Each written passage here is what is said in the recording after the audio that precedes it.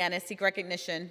Madam Speaker, I ask unanimous consent to speak out of order for the purpose of inquiring to the Majority Leader the schedule for next week. Without objection, the gentleman from Louisiana is recognized. And thanks, Madam Speaker. Also ask unanimous consent to revise and extend remarks. Without objection. Appreciate it. With that, be happy to yield to my friend, the gentleman from Maryland, the Majority Leader of the House, Mr. Hoyer. Scalise, the Republican whip from Louisiana. On Monday, the House will meet at 12 p.m., Madam Speaker, for morning hour and 2 p.m. for legislative business, with votes postponed until 6:30 p.m. On Tuesday and Wednesday, the House will meet at 10 a.m. for morning hour and 12 p.m. for legislative business. On Thursday, the House will meet at 9 a.m. for legislative business. The House will consider several bills under suspension of the rules. The complete list of suspension bills will be announced by the close of business today. The House will consider a resolution from the Select Committee to investigate the January 6th, recommending the House ask the Justice Department to charge Peter Navarro and Dan Scavino, Jr. with criminal contempt of Congress for refusing to testify about their actions and knowledge relating to the violent efforts to prevent the certification of the 2020 election. Additionally, Madam Speaker, the House may consider legislation related to COVID-19 pandemic. Additional legislative items are possible, and I thank the gentleman for yielding. Thank the gentleman.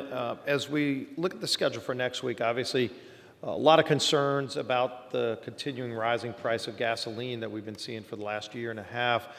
President Biden talked about some things that he will do. Clearly, some of the long-term fixes to lower gas prices that have been filed.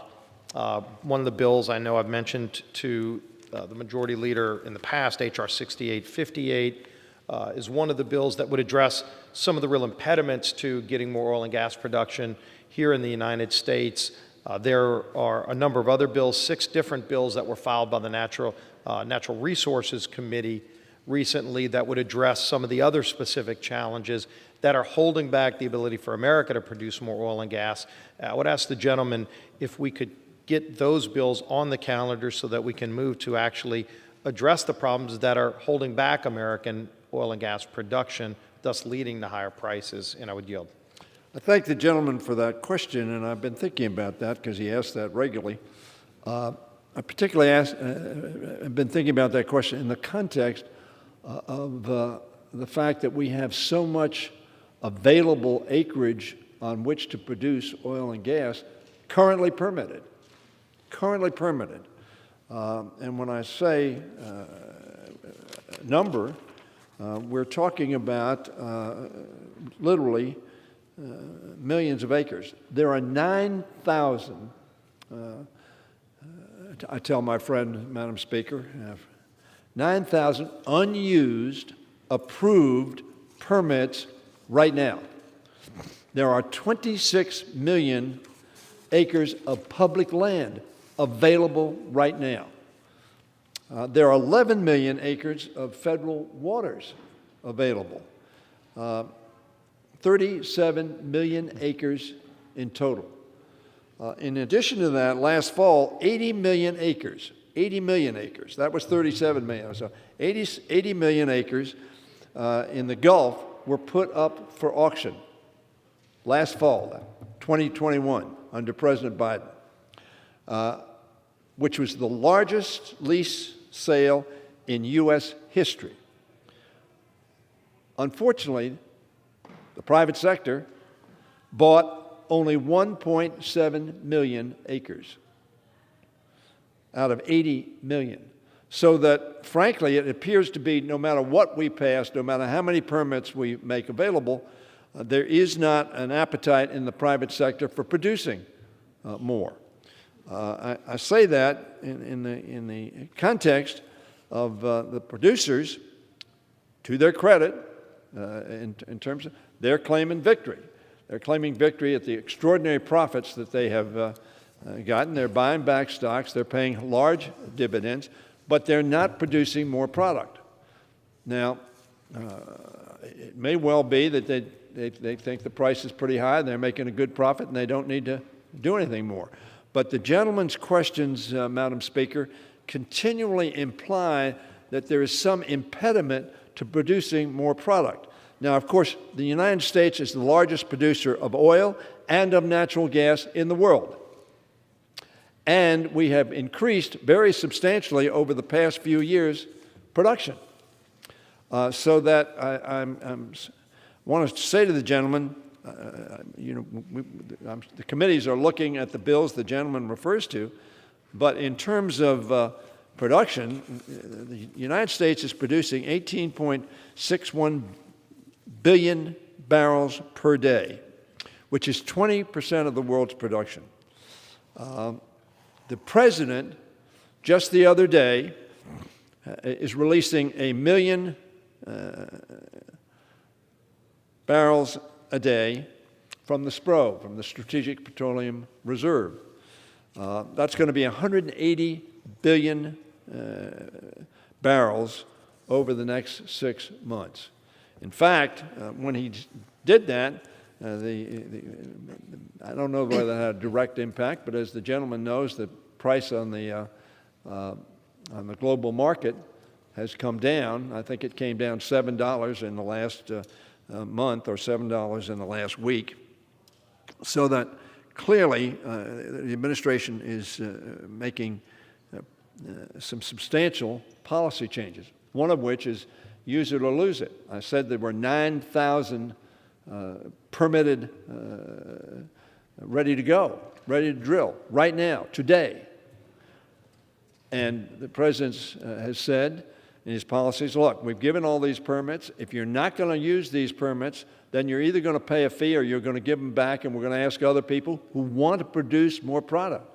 You would think in a capitalist system, which we have, which I strongly, strongly support, that given the price of oil being so high, that people would look for more product, unless they wanted to limit the availability of product and therefore keep the price even higher. I don't know which is the option there, but I will tell the gentleman the President has activated the Defense Production Act, looking for critical materials, not just oil, but lithium, nickel, cobalt, graphite, manganese, for all sorts of things that we need. So the President is taking very, very strong steps. In addition to that, which is very important, Madam Speaker, in addition to that, what we've done is pass legislation which will, in the relatively near term, not tomorrow, not next week, not next month, make us less and less reliant on overseas suppliers of energy that clearly have shown themselves to be not reliable, and clearly have been seen to be people who want to create a monopoly, a cartel, so that they can keep prices unusually high, and of course, in the process, continue to assault the environment and damage the climate of this global community, which will have an extraordinary cost. So in answer to the gentleman's question, the committees are looking at those bills that you mentioned.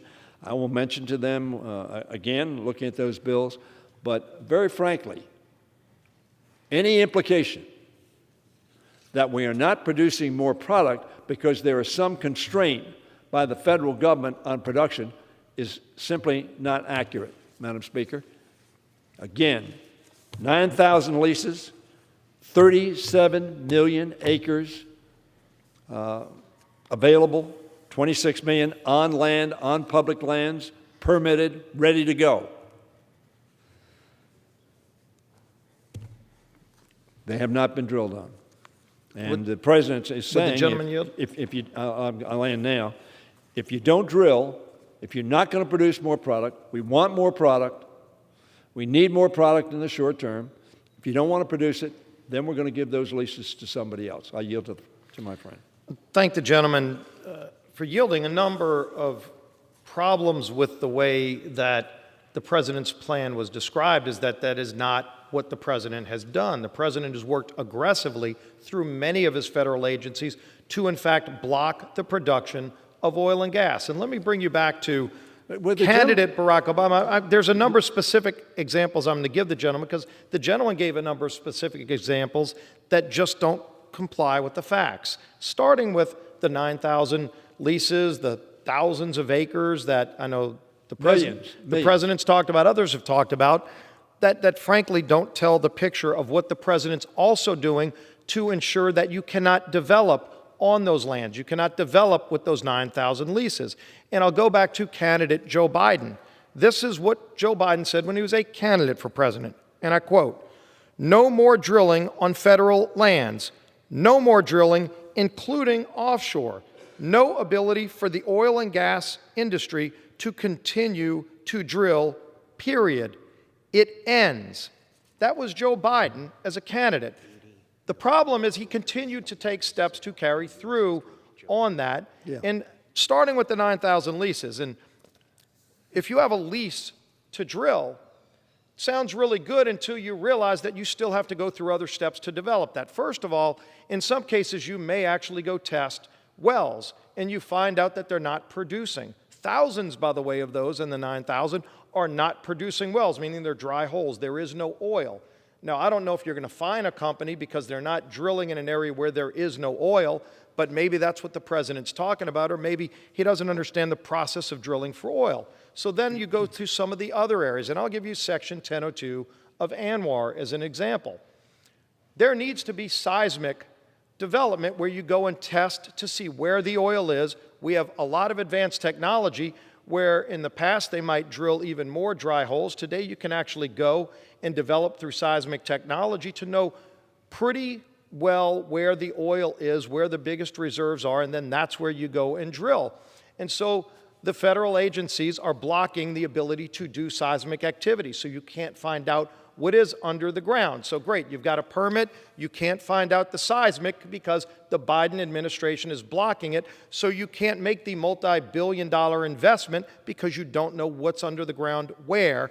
In other countries, they allow that to happen. These companies are making investment, by the way. They're just not making the investment in America because they can't get cooperation from the regulating agencies because the regulating agencies don't want them to drill. Because again, President Joe Biden as a candidate said, there will be no more drilling, no ability for the oil industry to continue to drill, period, it ends. And then he directed his agencies to do it. Another example that has been brought up just the other day, less than a week ago. Again, we're talking about prices hovering in the $100 range. Rating in the short term, the Strategic Petroleum Reserve actually makes our country less safe because SPRO is there to be a safety net. If there's a national crisis somewhere, you can rely on SPRO to get you through the next few weeks while you're working on a supply chain issue.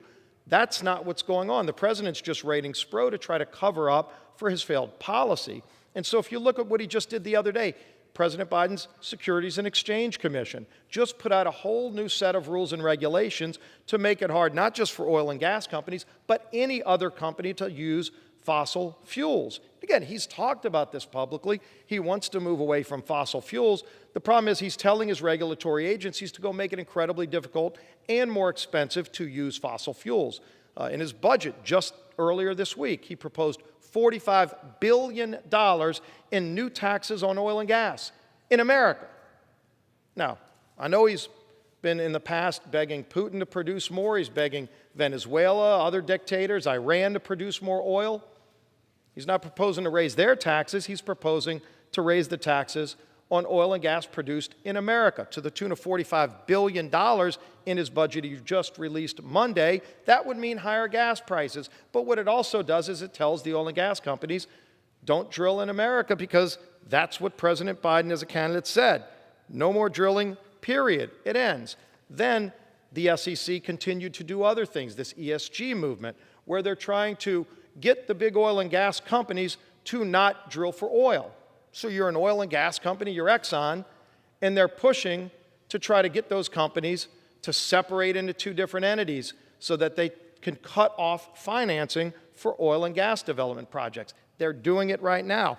We've got a number of bills to fix this.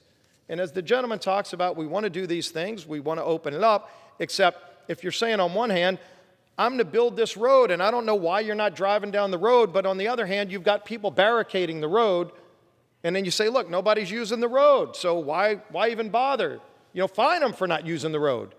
And then you go look at the on-ramp and you find out that they've put 10 barricades in front of the on-ramp so you can't get on the road. That's what President Biden has done to oil and gas drilling in America. He's actually failed to comply with the law on the requirements that he conduct lease sales, that he's not conducted, which the law requires him to do. There are actually lawsuits that we've won in court, and he continues to obfuscate those laws. So there's a bill called the Restore Onshore Energy Production Act. It immediately resumes oil and gas lease sales and requires quarterly lease sales in each state with an oil and gas program. That's something the president should be doing. If he wanted to actually lower cost of gasoline and produce in America, he would be doing, but he won't do it. So this bill would require him to do it. I would love us to bring that bill up. And again, if the gentleman says, hey, why don't we produce on those 9,000 leases, this would actually help the ones that aren't dry holes, where companies are trying to find out how they can go and drill, but they're being blocked by President Biden's different regulatory agencies. This would remove some of those roadblocks. The Strategy to Secure Offshore Energy Act would actually require the publication of the 5-year plan for offshore oil and gas lease sales and require timelines for developing subsequent leasing plans. That's supposed to be done under law. The president's not doing it.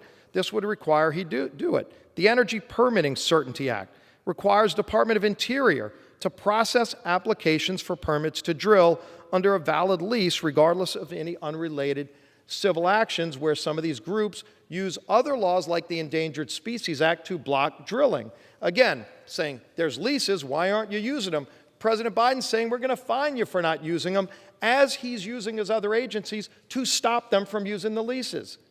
So you've got EPA over here, you've got the Department of Interior over there, you've got the SEC over there, all putting up roadblocks to the roadway.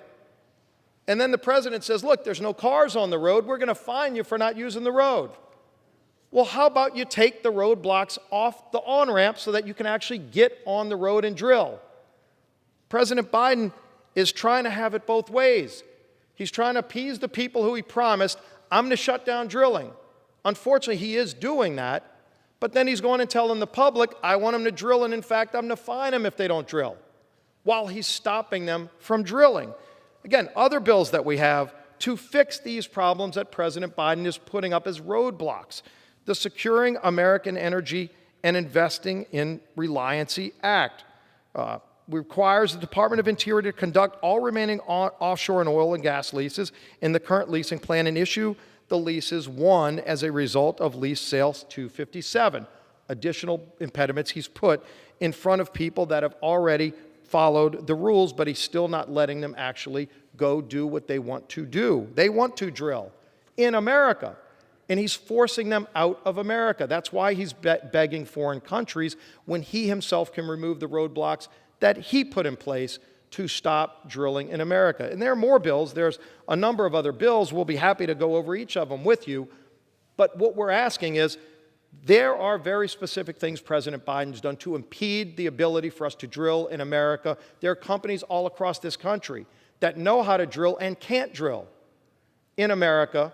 And instead of the president trying to use taglines and divert and talk about Putin and everybody else, when he's the one that's given Putin leverage by shutting America off. And again, this isn't accidental. He, as a candidate, said, no more drilling on federal lands, no more drilling, including offshore, no ability for the oil and gas industry to continue to drill, period. It ends. Unfortunately, it has ended, and we're trying to get it started up again by reversing the very things Joe Biden did to stop it. And we're asking for help here on this floor to address these very specific problems, and I would yield. Well, I'm not surprised that the gentleman and many of the bills that he refers to want to undermine the regulation to protect the health and welfare of the American people, which those are designed to do, and most of which I think your side of the aisle did not support or enforce when you were in charge of the presidency. Madam Speaker, all of that rhetoric about the president doesn't want to do this, doesn't want to do this, 80 million acres, 1.7 million acres bid on. If, in fact, people were looking for additional ways and means to produce, the fact at a price that is historic, they would do so. And he dismisses, Madam Speaker, the 9,000 leases that exist. Now, maybe his... For correction, that is not what I did. I actually went through how those 9,000 leases are being blocked by the president from being utilized properly. Yes. If, in fact, that was the reason for non-production, we all would have heard of the fact that we're not producing, and the stock market would have heard about that, and the companies would be lamenting the fact that they're not producing more. In fact, when you read their reports, they're indicating we're making very high profits, we're not putting money into production at this point in time, and we are buying back stocks, and we are paying high dividends. I do not criticize them for making what is a business decision. That business decision, however, has had an adverse effect. Why? Because we are not moving quickly enough to not be reliant on fossil fuels, which the president, in his remarks, wants to get to. We have a disagreement between our parties, Madam Speaker, on that issue. Drill, baby, drill. That has been the mantra forever. And it was 73 degrees yesterday.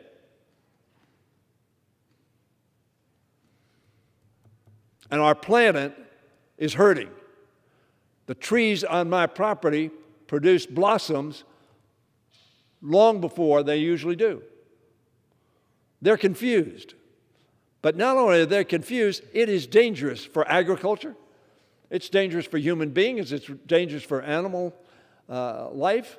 It's dangerous for our seas. And we have a difference of opinion. That's what the president was speaking to, that we need to move towards that end. But he understands, as we all understand, that fossil fuels are necessary right now. Natural gas is right. We're the biggest producer of natural gas in the world. We're the biggest producer of oil in the world. That hasn't stopped. And yes, we need to get to, as our Build Back Better bill does, that none of you voted for, it gets to a reliance on fuel that will not help Putin. Now, there's some people in your party who apparently think Putin is a pretty good guy, he's a genius, he's this, that, and the other. We don't think so. We think he's a war criminal. And we think there's some other folks who are providing us with oil on whom we ought not to rely. Not only for the global health, but also for our national security. And to the extent that we invest in alternatives, which, by the way, every energy company in America, and I think the world probably, I'm not going to say that, but in America, that I've talked to, wants to do, who are all doing research on alternative energy sources because they know that at some point we need to get off of a reliance on fossil fuel. That's what the president was speaking about. But he put 80 million acres in the Gulf for lease. Well, why would anybody put 80 million if they were no more release, no more drilling? He put 80 million acres, and only 1.7 million the private sector even sort of nodded at. Before any test, before any knowledge, you know, they need the lease to test it. So I say to my friend, we're going to need fossil fuel. And we need to bring gasoline prices down. But very frankly, you're not going to bring prices down if we don't produce more product, and the focus is not higher profits, buying back stock, and making high dividends. There's no incentive to do that. We need to do it. I hope, I've urged the president to talk to the leaders of the energy companies in our country. They're part of the success of America. And we're at war. We're at war with Putin, a war criminal, a tyrant. And that has destabilized world markets. And in the last month, up $1 That's Putin's dollar we're paying. We're paying that dollar because of Putin. You mentioned Putin as an aside, Madam Speaker, the whip did, just as an aside. As if the contemplation, as the President pointed out, Madam Speaker, that Russia was going to invade Ukraine. Even Mr. Zelensky thought, maybe you're overstating the case. An extraordinarily courageous leader in Ukraine. So even in preparation for the instability that this war that Putin has criminally undertaken without any provocation, murdering people, women and children, people in hospitals, people in schools. Yes, oil prices have gone up because the world market, we don't control it here, the world market was very concerned about this. So although it's $1 since he invaded, I'm convinced that a substantial amount of the increase was caused by the instability that his threat, marshaling troops at the border of Ukraine and Belarus and from Russia, destabilized the market, no doubt about it. I tell the gentleman again, there is an ability to drill, there's an ability to do research and discover and do the seismic tests. There is that ability now. I don't accept the gentleman's premise that there is a roadblock. The President does not want to expand. You understand that. He said that. You quoted him. He wants to get to alternative energy sources. He wants to save the planet. I share that view with him. But we're going to have fossil fuels in the short term because we won't be able to power our economy or our people for some years to come. Hopefully by 2035 we'll have a substantial reduction, and hopefully by 2050 a very, very substantial reduction, perhaps zero. But in the short term, we're going to need a resource that has been a critical resource for the growth of our economy and other economies around the world.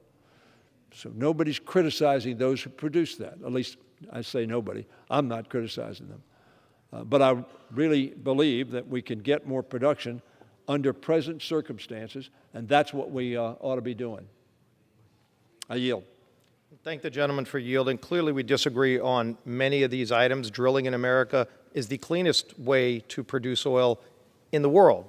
If it's going to come from Russia, which I don't want, if it's going to come from any dictator, they actually emit more carbon than if you make it in America. But I want to point out, as the gentleman talked about this magical lease sale in the Gulf of Mexico and why no one bid on it, the reason is because it didn't happen. The Biden administration did not move forward with that lease sale. And that's what we're trying to address with these bills. Biden just didn't make that decision. The courts made that decision. But the gentleman was saying it wasn't bid on. The oil companies didn't want to do it. They did. They wanted to invest in America. An environmental group went to block it and got a court to go along with them. And the normal practice is the administration stands up for America and American policy and objects. And the Biden administration refused to challenge it in the courts because they didn't want the lease sale to go forward. And the lease sale did not go forward. That's why no one bid on it, because there was no lease sale. We fixed that with these pieces of legislation we'd like to bring to the floor. But we will continue this discussion. Hopefully we can resolve it. We'll continue pushing for it. And with that, I would yield back.